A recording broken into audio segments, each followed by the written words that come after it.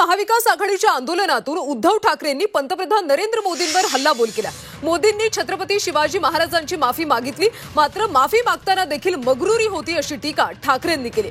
पुतळा बसवताना भ्रष्टाचार झाला म्हणून मोदींनी माफी मागितली का असा सवाल देखील ठाकरेंनी उपस्थित केला।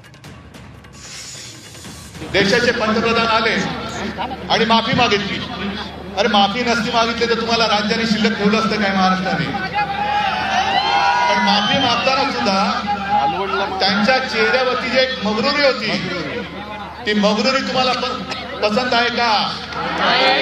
माफी मागताना नतमस्तक हे नुसतं शब्दात नाही, पण मगरुरीने माफी आम्हाला मान्य नाही।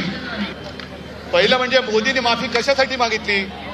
महाराजांचा पुतळा पडला म्हणून मागितली का? त्या पुतळ्यामध्ये पुतळा बसवताना भ्रष्टाचार झाला म्हणून मागितली?